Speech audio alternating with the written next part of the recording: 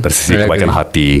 Ya, kita di berbagai survei global, kita selalu nomor 1, nomor 2, nomor 3 ranking bangsa yang paling dermawan, yang paling gotong royong, yang paling menyumbangkan, kalau tidak menyumbangkan uang, menyumbangkan waktu, yang saling membantu.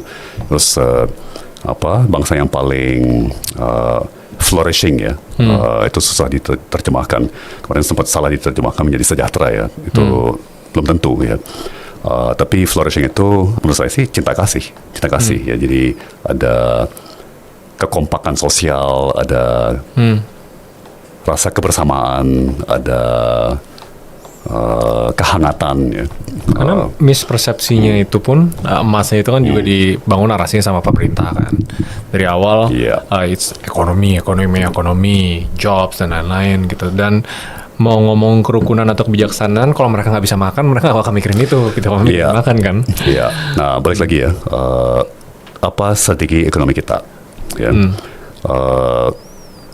Terutama 10 tahun terakhir, kita fokus kepada istilahnya itu mega proyek yang padat modal, infrastruktur, ya, smelter atau industri yang padat modal, tapi tidak banyak membuka lapangan kerja. Ya, itu mungkin akan menyumbang pertumbuhan ekonomi secara angka. Ya. Omsetnya gede, ya, karena investasinya gede. Ya. Tapi ujungnya akan menguntungkan hanya pemodal, bukan publik. Ya. Jadi memang satu hal yang harus kita tanyakan, sebenarnya tujuan kita apa sih sebagai sebuah bangsa ya?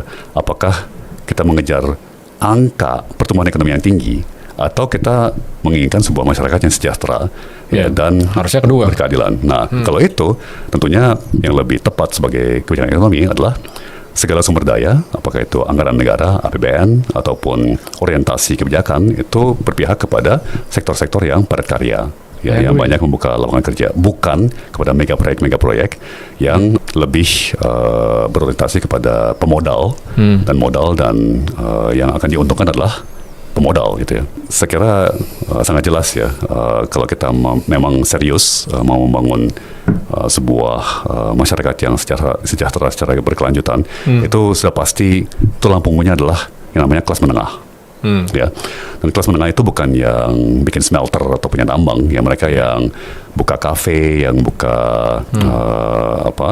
buka restoran gitu ya. Investment berarti tapi tipe investasinya. Ya kan, jadi untuk buka sebuah restoran itu kan modalnya ya nggak seberapa gitu ya. Atau misalnya untuk membuka sebuah panti warda untuk orang-orang lansia, ya, itu padat karya banget itu.